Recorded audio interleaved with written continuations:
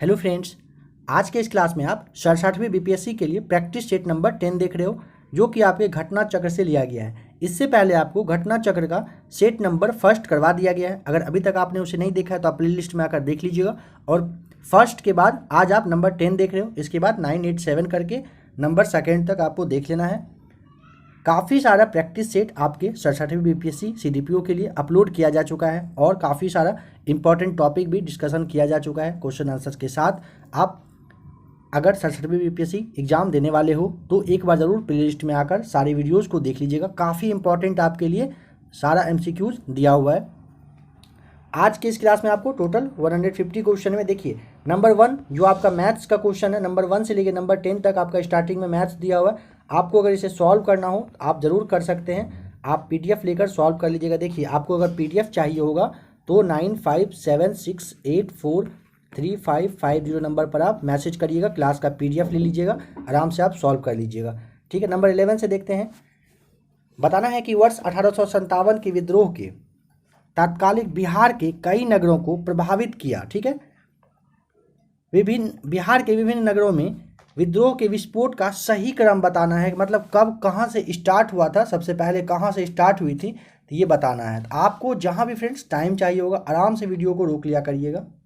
देखिए, नंबर यहाँ पे बी हो जाएगा राइट आंसर। सबसे पहले रोहिणी में हुआ था। ठीक है, ध्यान रखिएगा, संथाल परगना में जो ये देवघर सब डिवीज़न का रोहिणी जगह था, रोहिणी नामक गांव था, यहाँ पर ही सबसे पहले 32वीं रेजिमेंट का जो एक कंपनी का मुख्यालय था, यहीं पर 12 जून, ध्यान देंगे, 12 जून 1857 को सबसे पहले यहीं पे हुआ था। फिर इसके बाद पटना में 3 जुलाई को हुआ था। काफ़ी बार इन सारे पॉइंट्स को बताया जा चुका है। 3 जुलाई को हुआ था। फिर उसके बाद 22 जुलाई को आपके दानापुर में हुआ था, 22 जुलाई को, और लास्ट में जगदीशपुर में हुआ था 27 जुलाई को, जिसमें कि आपके ये वीर कुंवर सिंह जो है इन्होंने विद्रोह को यहाँ पे संभाला था। ठीक है, तो ऑप्शन नंबर बी यहाँ पे आपका राइट आंसर हो जाएगा। नंबर 12 है, राजकुमार शुक्ल के गांव का नाम आपको बताना है। देखिए, option number A right answer हो जाएगा, मुरली भरहवा नाम है। ठीक है, और ये अगर पूछे कहाँ पर, तो ये जो पश्चिमी चंपारण जिला है, पश्चिमी चंपारण जिला का एक गांव है मुरली भरहवा, यहीं के थे कौन, राजकुमार शुक्ल। इन्होंने ही महात्मा गांधी को आमंत्रित किया था चंपारण आने के लिए। नंबर 13 है, भागलपुर में नमक सत्याग्रह का नेतृत्व किसने किया था। Option number B right answer हो जाएगा, महादेव लाल सराफ के द्वारा। भागलपुर में नमक सत्याग्रह का लीड रोल में यही रहे थे। बिहार में 3 कठिया पद्धति में नील की खेती के लिए भूमि का कितना भाग अमानत रखा जाता था। ऑप्शन नंबर सी 3/20, यानी कि 3/20 भाग पे नील की खेती करना आवश्यक था। निम्नलिखित में से कौन सा धर्म विश्व विनाशकारी प्रलय की अवधारणा में विश्वास नहीं करता। ऑप्शन नंबर बी जैन धर्म नहीं करता है। बताना है कि ऋग्वैदिक धर्म था किस तरह के। ऑप्शन ए बहुदेववादी, ध्यान रखेंगे ऋग्वैदिक धर्म बहुदेववादी थे। गुप्त काल में लिखित संस्कृत नाटकों में स्त्री और शूद्र, बताइए क्या बोलते थे, कौन सी भाषा बोला जाता था। तो ऑप्शन नंबर बी प्राकृत भाषा बोला जाता था। किनके द्वारा, शूद्र और स्त्री के द्वारा। कब, तो गुप्त काल में। और देखिए, जैसे उच्च वर्ग के लोग थे तो उनका भाषा कौन सा, तो संस्कृत था गुप्त काल में, ध्यान रखिएगा, संस्कृत भाषा था उच्च जाति के लोगों के लिए। नंबर 18 है, भारतीय मुसलमान सामान्य रूप से उग्रवादी आंदोलन की ओर आकर्षित नहीं हुए, इसका कारण था। ऑप्शन नंबर डी उग्रवादियों की हिंदू अतीत का राग अलापने की नीति। ऑप्शन नंबर डी यहाँ पे आपका राइट आंसर हो जाएगा। नंबर 19 है, निम्नलिखित में से कौन सा सिंधु घाटी की सभ्यता पर प्रकाश डालता है। ऑप्शन नंबर बी पुरातत्व संबंधी खुदाई जो है ये आपके सिंधु घाटी सभ्यता पर, मतलब इन्हीं की वजह से कहिए सिंधु घाटी सभ्यता के बारे में पता चलता है अच्छे से। अंग्रेजों के शासनकाल में भारत के आर्थिक दोहन के सिद्धांत को किसने प्रतिपादित किया।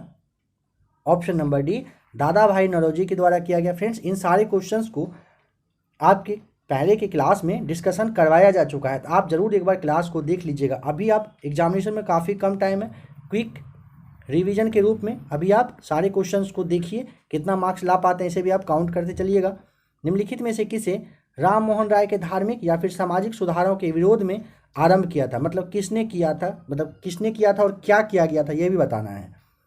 देखिए, ऑप्शन नंबर बी हो जाएगा, समाचार चंद्रिका चालू किया गया था। ये जो है ना, 1822 ईस्वी में समाचार पत्रिका जो था चालू किया गया था भवानी चरण बंदोपाध्याय के द्वारा। क्यों? राजा राम मोहन राय के धार्मिक और सामाजिक जो विचार का जो था विरोध करने के लिए इन्होंने समाचार चंद्रिका का शुभारंभ किया था।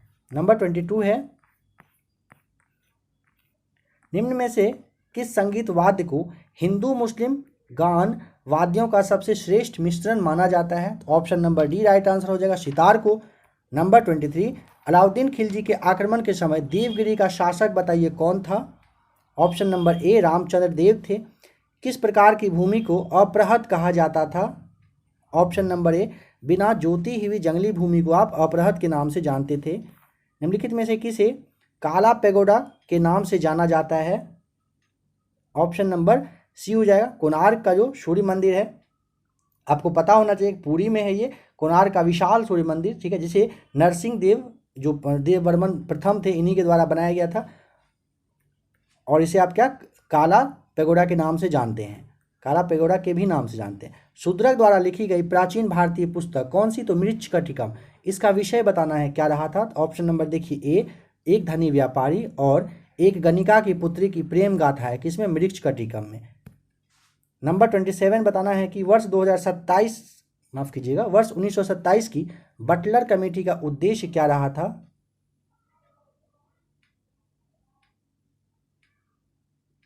तो ऑप्शन नंबर आपका यहाँ पे डी राइट आंसर हो जाएगा, भारत सरकार एवं देशी रियासतों के बीच संबंध सुधारना था 1927 ईस्वी के बटलर कमेटी का उद्देश्य रहा था। ब्रिटिश भारत में हुए विद्रोह के संदर्भ में कल्लार नाम से जाने गए लोग निम्नलिखित में से किस क्षेत्र से संबंधित थे? ऑप्शन नंबर सी हो जाएगा, मदुरै के। देखिए कल्लार जो है दक्षिण भारत के जनजातीय समुदाय से संबंधित थे, ध्यान रखेंगे, और ब्रिटिश भारत में कल्लार जनजाति ने अंग्रेज के खिलाफ विद्रोह किया था, ठीक है। ये मदुरै के आसपास के एरिया से ही रिलेटेड थे, वहीं पे रहते थे। यहाँ पे कौन सा युग सुमेलित सही है ये बताइए? तो ऑप्शन नंबर देखिए,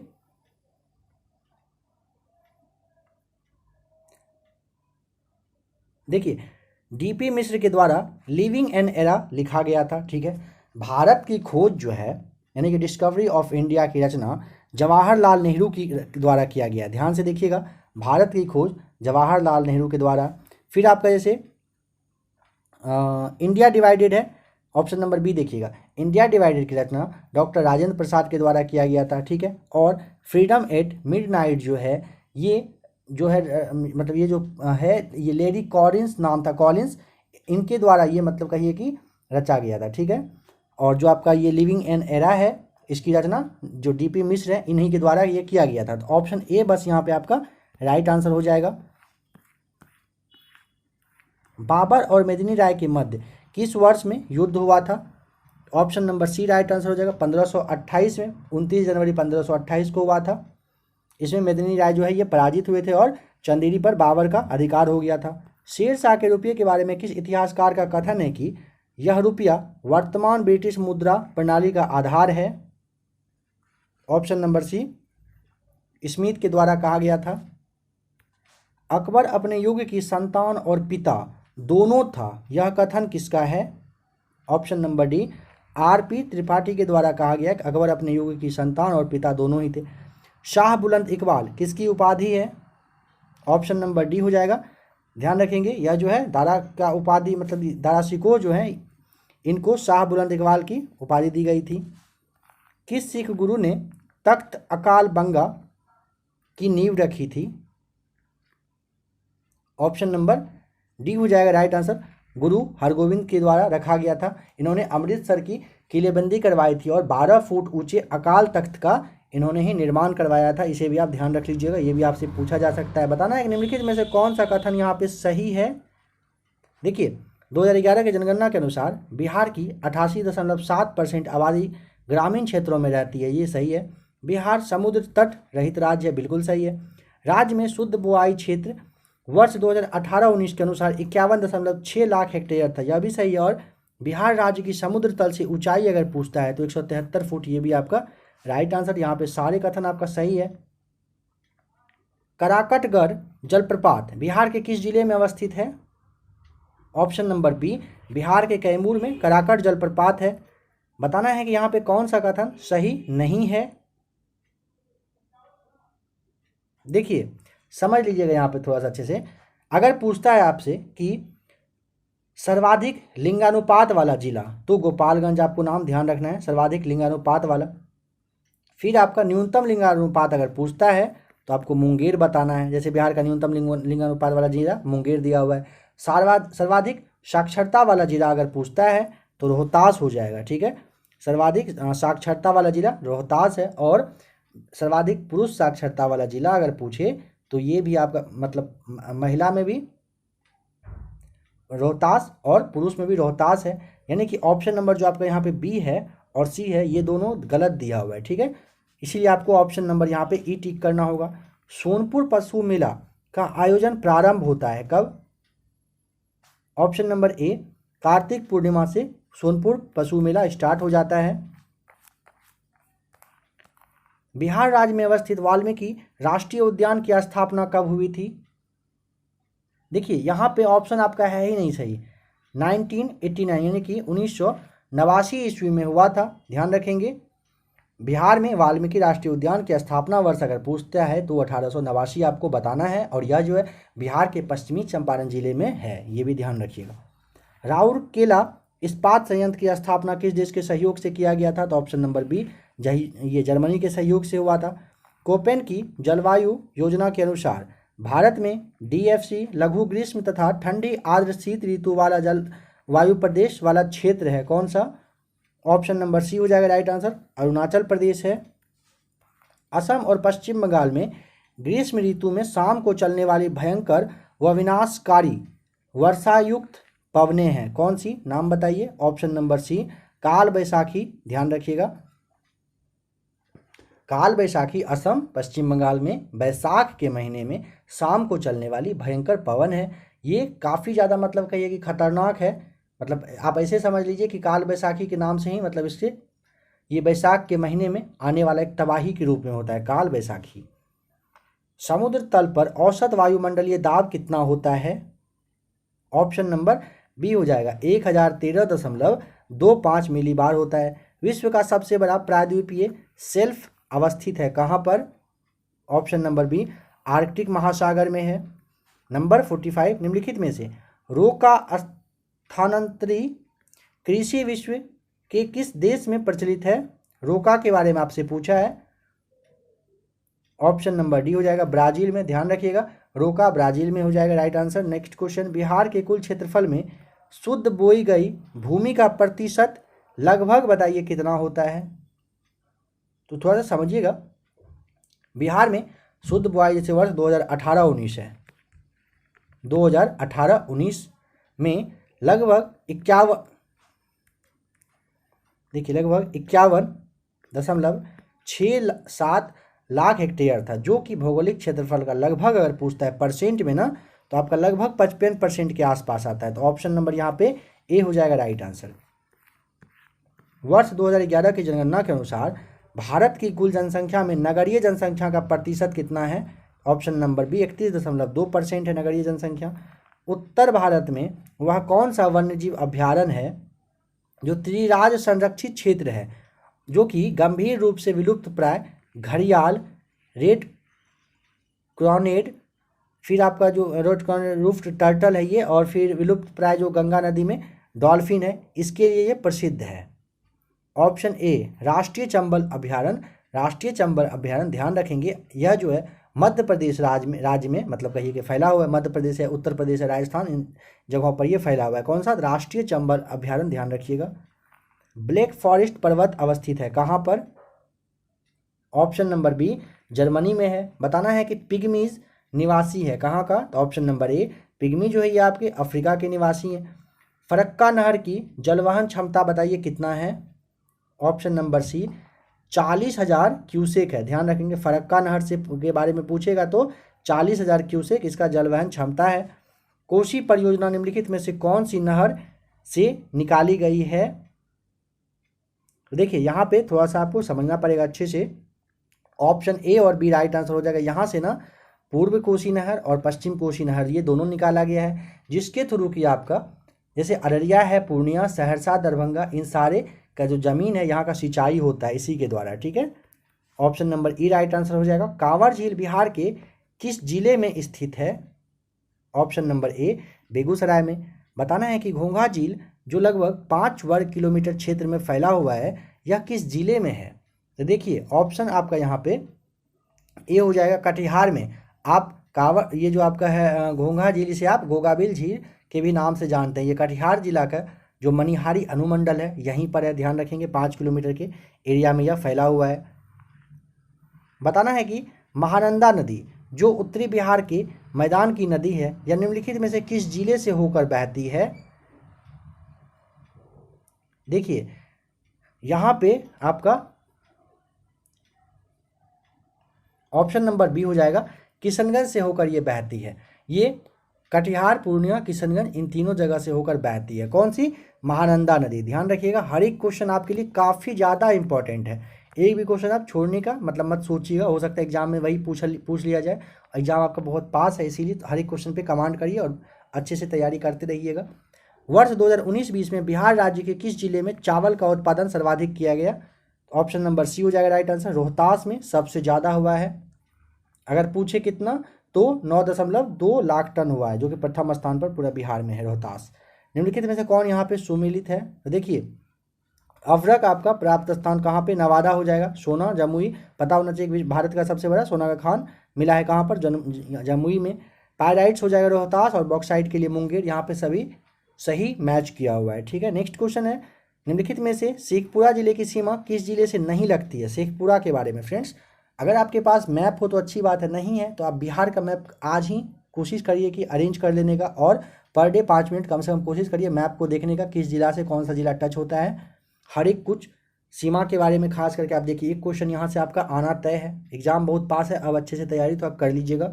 तो देखिए शेखपुरा से ना जमुई, लखीसराय, नालंदा, ये सारा लगता है। जैसे मैं शेखपुरा जिला से देखिए जमुई, लखीसराय, नालंदा, नवादा, ये सारे स्पर्श करता है, बट एक नहीं। कौन सा? तो गया जो है ये नहीं लगता है। किससे? तो शेखपुरा से।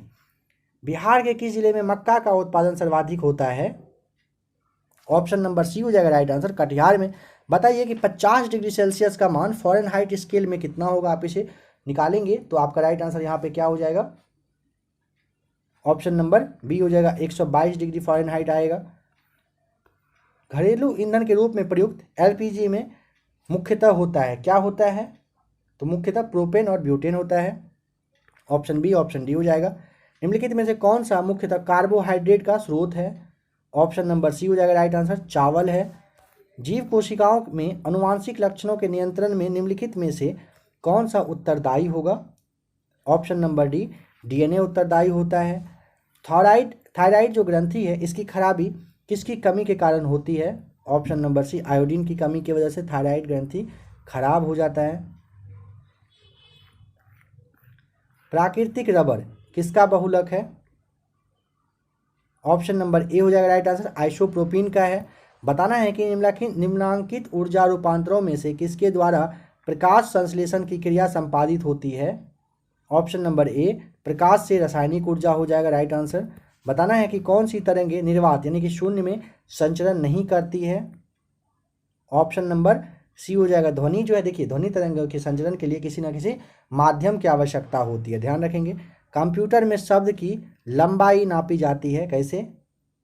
ऑप्शन नंबर ए, बिट्स के द्वारा नापा जाता है, बिट्स से। निम्नलिखित में से कौन सा युग्म यहाँ पे सही सुमेलित नहीं है? तो देखिए एड्रीनेलिन हार्मोन सही हो जाएगा, थायमिन विटामिन सही हो जाएगा, और कैरेटिन का प्रोटीन सही है। बट स्क्रीनिन का जो आपको कार्बोहाइड्रेट दिया हुआ ये आपका गलत हो जाएगा। ठीक है, ऑप्शन नंबर ए यहाँ पे आपका गलत दिया हुआ है। निम्नलिखित में से कौन सा एक सल्फा औषधि है? सल्फा औषधि पूछा है तो ऑप्शन नंबर सी हो जाएगा, सिबाजोल है सल्फा औषधि। विभवांतर का जो माप है किस यंत्र के द्वारा किया जाता है? Option number C, voltmeter के द्वारा। बताना है कौन सा उपकरण किसी परिपथ में विद्युत धारा की उपस्थिति संसूचित करता है? ऑप्शन नंबर बी, गैल्वेनोमीटर जो है ये परिपथ में विद्युत धारा की उपस्थिति सुसंचित करता है। नेक्स्ट क्वेश्चन, आपतित किरण तथा अभिलंब के बीच वाला कोण क्या कहलाता है? ऑप्शन नंबर ए, आपतन कोण कहलाता है। नंबर 74, विद्युत द्वारा किसी पदार्थ पर किसी वांछित धातु की परत निक्षेपित करने को क्या कहते हैं। ऑप्शन नंबर ए, विद्युत लेपन के नाम से आप जानते हैं।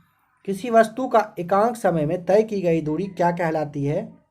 ऑप्शन नंबर ए हो जाएगा राइट आंसर, चाल कहलाती है। और आपको पता होना चाहिए चाल बराबर क्या होता है, दूरी बाय टाइम हो जाएगा।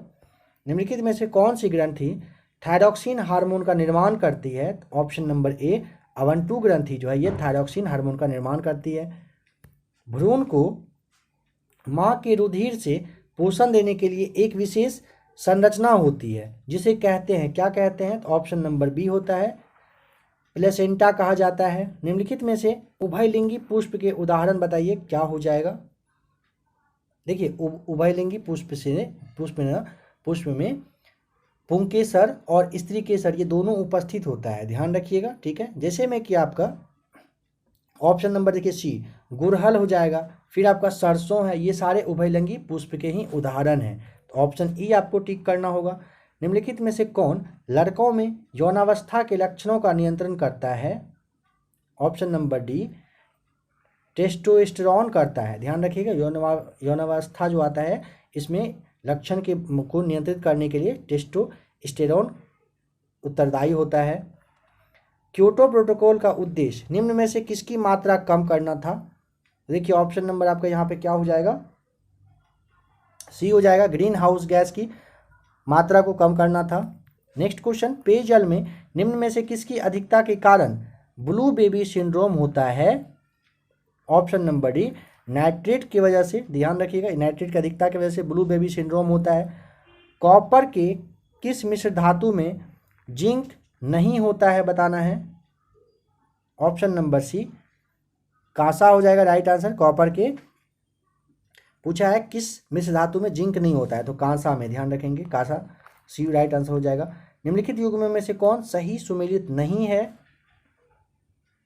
नंबर 83 का हो जाएगा ऑप्शन नंबर सी। देखिए दूध का खट्टा होना जो नाइट्रिक अम्ल है, ध्यान दीजिएगा कि प्रोपेन, ये आपका प्रोपेन मतलब लैक्टोबैसिलस जो है नामक एक जीवाणु होता है जो कि दूध में पाया जाता है। और ये दूध में मतलब कहिए कि लैक्टोज शर्करा का जो है किण्वन करके लैक्टिक अम्ल बनाता है, और जिसके कारण से दूध क्या होता है, खट्टा हो जाता है। तो यहाँ पे नाइट्रिक अम्ल नहीं होगा, लैक्टिक अम्ल होना होगा। सिरका में उपस्थित अम्ल कौन सा, एसिटिक अम्ल होगा। हड्डियों में उपस्थित यौगिक कैल्शियम फॉस्फेट, और अमाशय रस में उपस्थिति जो है ये आपका हाइड्रोक्लोरिक अम्ल राइट आंसर हो जाएगा। निम्नलिखित में से कौन सा एक तुलनात्मक रूप से स्वच्छ ईंधन है।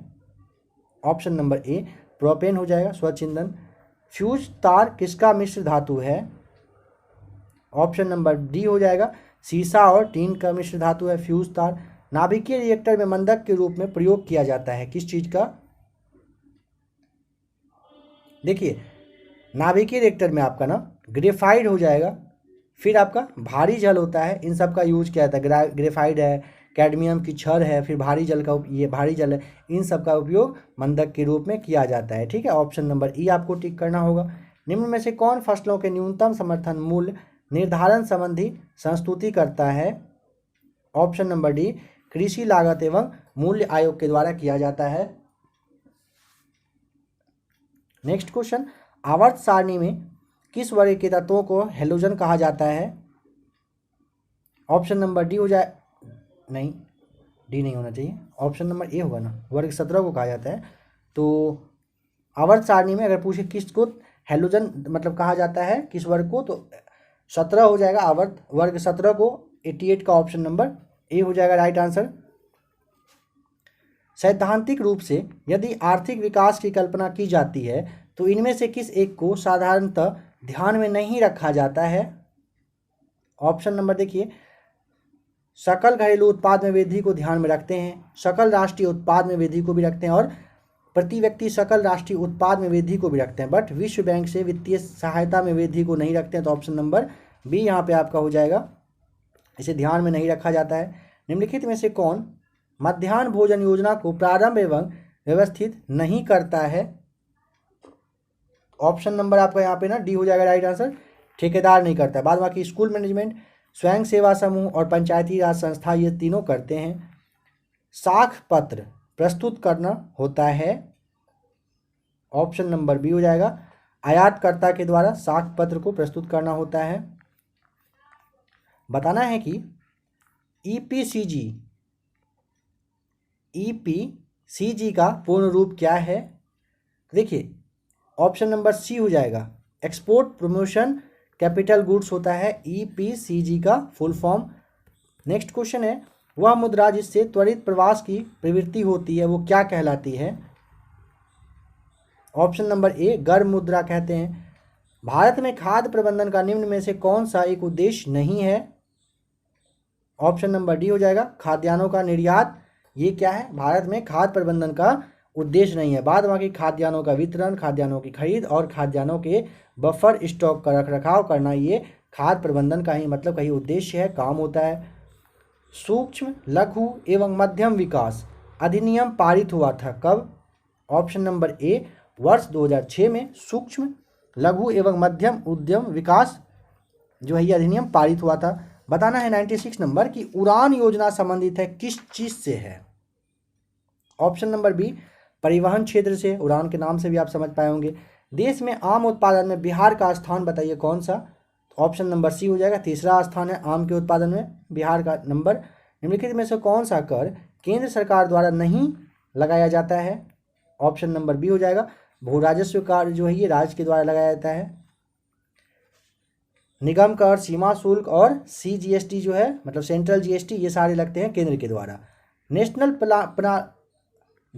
नेशनल प्लानिंग कमेटी का गठन किसने किया था। ऑप्शन नंबर बी, वर्ष 1938 में नेशनल प्लानिंग कमेटी का गठन जो है ये सुभाष चंद्र बोस के निर्देशन पर ही किया गया था। ठीक है, अध्यक्षता अगर पूछे किसने किया था तो जवाहरलाल नेहरू के द्वारा किया गया था। ध्यान रखिएगा, अध्यक्षता अगर पूछेगा तो, गठन पूछेगा तो सुभाष चंद्र बोस आपको बताना है। 11वीं पंचवर्षीय योजना में केंद्र, राज्य तथा संघ क्षेत्रों द्वारा निम्नलिखित में से किस क्षेत्र पर सबसे अधिक व्यय प्रस्तावित था। ऑप्शन नंबर ए हो जाएगा, सामाजिक क्षेत्र पर। ध्यान रखिएगा, काफी इंपॉर्टेंट है ये भी आपके लिए। बताना है कि भारत में क्षेत्रीय ग्रामीण बैंकों की स्थापना हुई थी, कब हुई थी।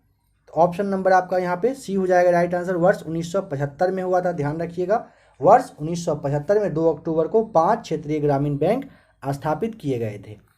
वह कौन सा भारत में सामुदायिक विकास के मुख्य निर्माता के रूप में कहलाते हैं।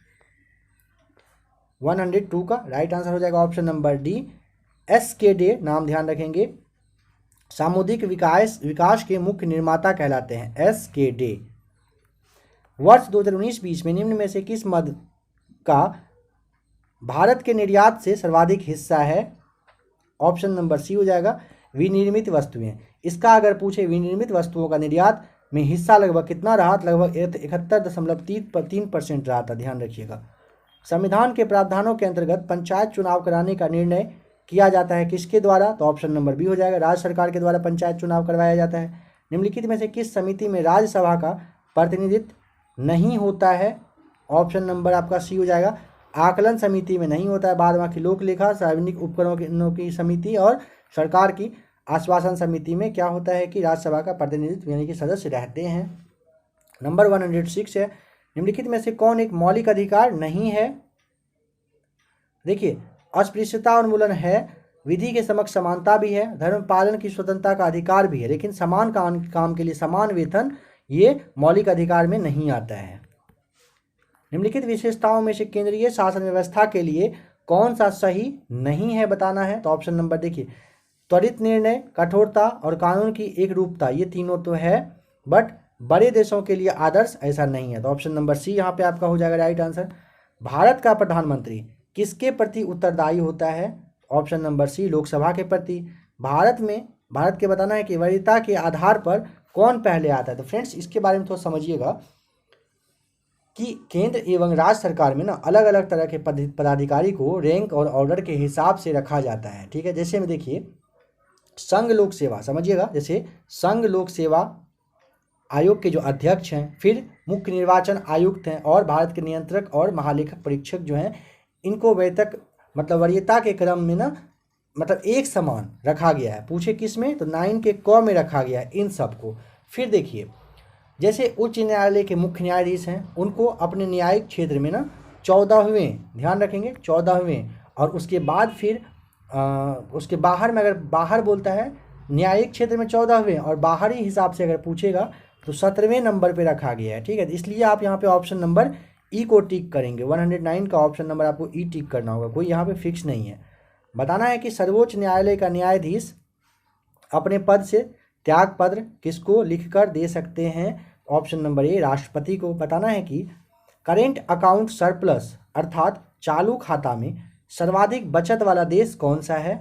अभी फिलहाल ऑप्शन नंबर बी हो जाएगा, चीन है। देखिए 2020 में चीन ने जर्मनी को पीछे छोड़कर अपने आप को टॉप पर कर लिया है। किस चीज़ में?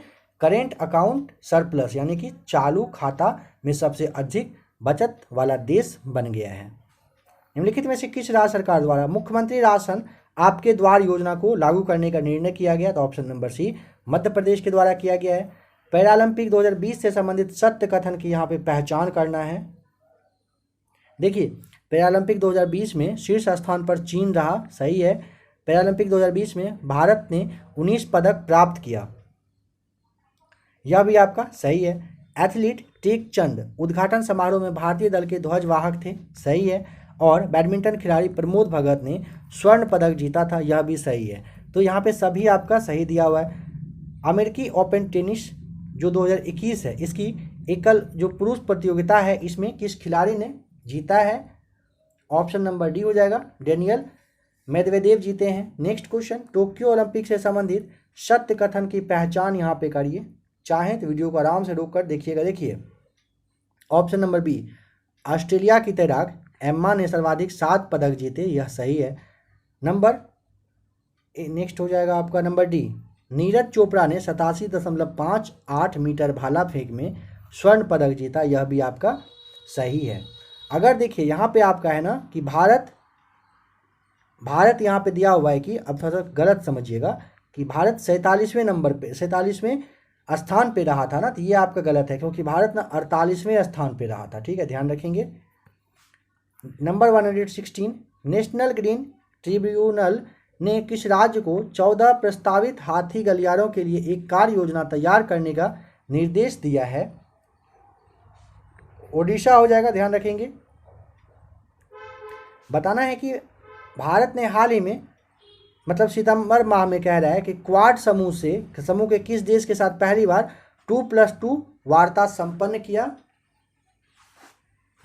ऑप्शन नंबर आपका डी हो जाएगा यहाँ पे राइट आंसर। डी मतलब रूस जापान आपका नहीं है, ठीक है। अमेरिका ऑस्ट्रेलिया में ऑस्ट्रेलिया के साथ किया गया है, काफ़ी बार आपको ये बताया जा चुका है।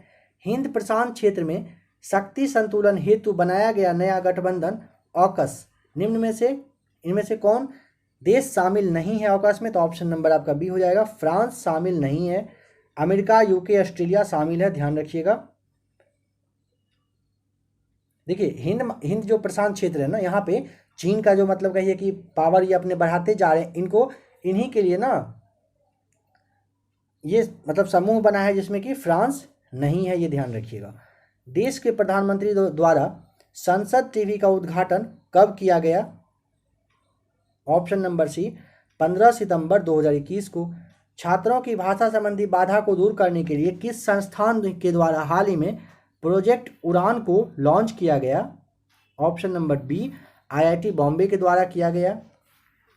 राष्ट्रीय राजमार्ग प्राधिकरण ने किस राज्य में भारत की पहली आपातकालीन लैंडिंग सुविधा का उद्घाटन किया? तो ऑप्शन नंबर डी हो जाएगा, राजस्थान में। नेक्स्ट क्वेश्चन, भारतीय खाद्य सुरक्षा एवं मानक प्राधिकरण ने तीसरा राज्य खाद्य सुरक्षा इंडेक्स जारी किया है, इसमें बड़े राज्यों की श्रेणी में बिहार का कौन सा स्थान रहा? ऑप्शन नंबर सी हो जाएगा, 20वां स्थान रहा, ध्यान रखिएगा। बताना है कि 17 सितंबर 2021 को आयोजित टीकाकरण महाअभियान के तहत बिहार का देश में कौन सा स्थान रहा? ऑप्शन नंबर सी यानी कि पहला स्थान रहा था, ध्यान रखिएगा। हाल ही में किस बैंक ने पर्यावरण को जलवायु परिवर्तन से बचाने के लिए हरित और सतत जमा योजना शुरू करने की घोषणा की है? तो ऑप्शन नंबर आपका यहाँ पे डी हो जाएगा, राइट आंसर। HDFC के द्वारा किया गया है। किस विधानसभा सीट से 9 बार विधायक रहे बिहार के पूर्व विधानसभा अध्यक्ष, नाम क्या था? सदानंद सिंह। इनका हाल ही में निधन हो गया। कहाँ के ये थे? देखिए ऑप्शन नंबर आपका यहाँ पे डी हो जाएगा, कहलगांव। कहलगांव कहाँ पे? तो भागलपुर जिले का ये कहलगांव गांव है, मतलब जगह है, जहाँ से कि ये 9 बार विधायक रहे थे और बिहार विधानसभा के अध्यक्ष भी रह चुके हैं। कौन?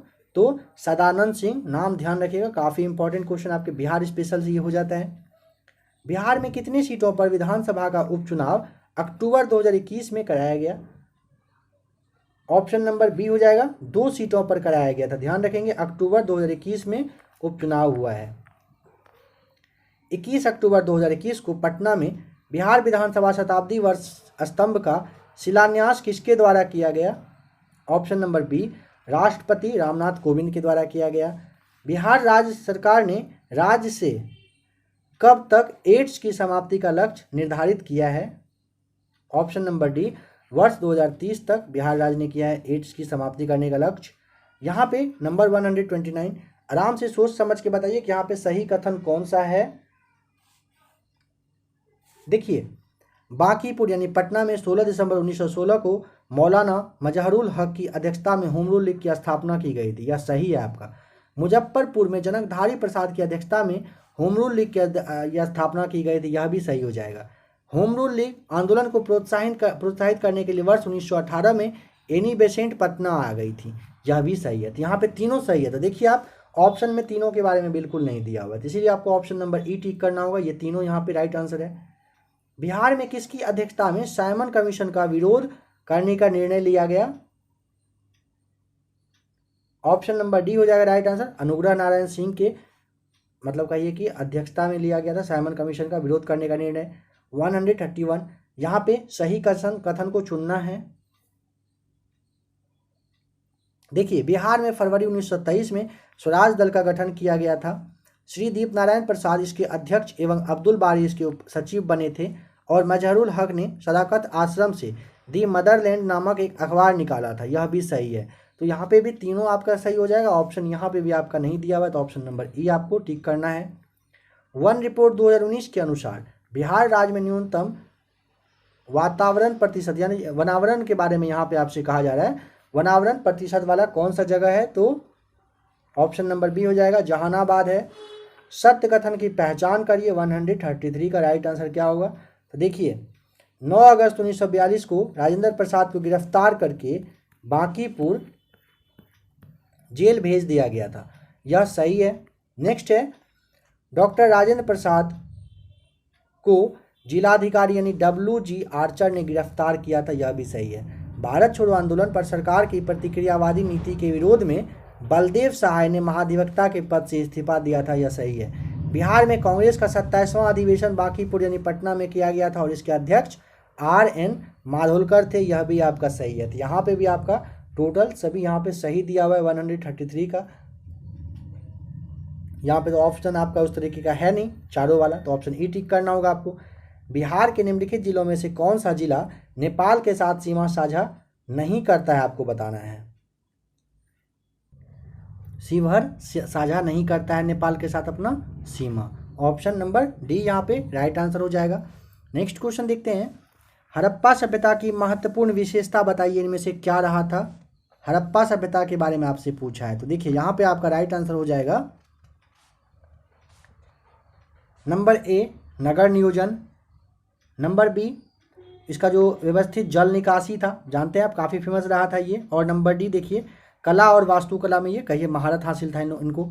जैसे ऑप्शन नंबर सी है ना, पूजा स्थल। तो देखिए पूजा स्थल हड़प्पा सभ्यता की विशेषताओं में शामिल नहीं था, इसे आप ध्यान रखिएगा। तो ऑप्शन नंबर आपका यहाँ पे क्या हो जाएगा राइट आंसर? क्या पूछा था आपसे? पूछा है कि विशेषता क्या है, तो यहाँ पे 3 विशेषता है, तो ऑप्शन नंबर ई टिक करना है। निम्नलिखित किस कृति में उल्लेखित है कि मौर्य समाज 7 वर्गों में विभाजित था? तो ऑप्शन नंबर डी, इंडिका में बताया गया था कि मौर्य समाज टोटल कितने 7 भागों में विभाजित था। स्वदेशी आंदोलन का संबंध किससे है? ऑप्शन नंबर ए हो जाएगा, बंगाल विभाजन की ही वजह से कहिए स्वदेशी आंदोलन हुआ था। स्वामी सहजानंद सरस्वती ने पटना को किस साप्ताहिक पत्रिका का प्रकाशन किया? पटना से किस साप्ताहिक पत्रिका का? तो ऑप्शन नंबर ए हो जाएगा, हुंकार का किया गया था पटना से। बताइए कि इनमें से कौन काकोरी ट्रेन डकैती कांड से संबंधित नहीं थे? 139 का राइट आंसर क्या हो जाएगा? ऑप्शन नंबर डी, डी जो है ये सुखदेव नहीं थे। ठीक है फ्रेंड्स, एक बात यहाँ पे आप समझिएगा, थोड़ा सा करंट का क्वेश्चन यहाँ पे बनता है आपके लिए कि आपको पता होना चाहिए उत्तर प्रदेश गवर्नमेंट ने काकोरी जो कांड हुआ था इसका नाम बदल दिया है। ठीक है, इसका नाम अब कर दिया गया है क्या, काकोरी ट्रेन एक्शन। ध्यान रखेंगे यहाँ पे जैसे काकोरी है, ट्रेन डकैती के बदले आपको यहाँ पे लगाना है क्या, ट्रेन एक्सीडेंट। आप नाम ध्यान रखेंगे। ठीक है, अब इसे आप काकोरी ट्रेन डकैती कांड को काकोरी ट्रेन एक्सीडेंट के नाम से एक्शन के नाम से जानेंगे। एक्सीडेंट नहीं फ्रेंड्स, माफ कीजिएगा, एक्शन के नाम से जानेंगे। भारत का प्रथम डुयोंग संरक्षण रिजर्व कहाँ स्थापित किया जाएगा, ऑप्शन नंबर ए हो जाएगा तमिलनाडु, राइट आंसर।